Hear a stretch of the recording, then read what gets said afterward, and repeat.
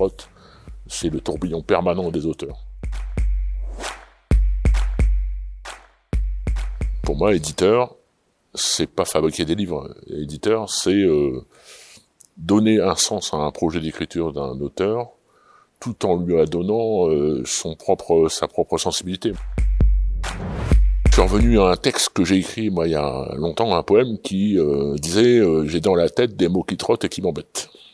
Et donc, la maison d'édition, c'est les éditions des mots qui trottent. Les mots qui trottent, pour moi, c'est la traduction, en fait, de ce phénomène qui se passe dans la tête des auteurs dont je fais partie, même si j'ai pas écrit depuis longtemps, fait que quand on a une histoire qui commence à écrire, on n'arrête pas. Enfin, les mots, ils sont dans nos têtes, ils travaillent dans tous les sens, et ils n'ont qu'une hâte, c'est de sortir.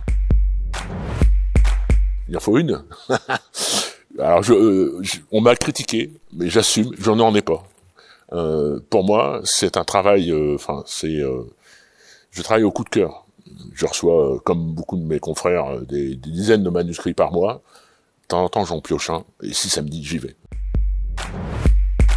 Le livre le plus symbolique, c'est un livre de poésie, un recueil de poésie qui s'appelle Hypnagogie, et qui a une méduse en couverture du livre. C'est-à-dire que le titre, personne ne le comprend, la couverture ne donne pas envie, et c'est de la poésie. Alors, il y a la gageure de dire, je fais un livre qui est un ovni. Mais ça, c'est finalement le plus intéressant, puisqu'il s'agit aussi de mettre en forme la poésie, et si un jour vous regardez ce qu'il y a dans le livre, en fait, il n'y a pas un poème qui ressemble à un autre, aussi dans la mise en forme, puisque moi je tiens à donner vie aussi au poème.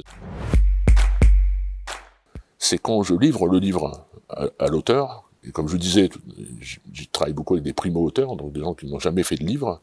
À ça, moi j'ai l'impression d'être le Père Noël quand je leur livre le livre imprimé.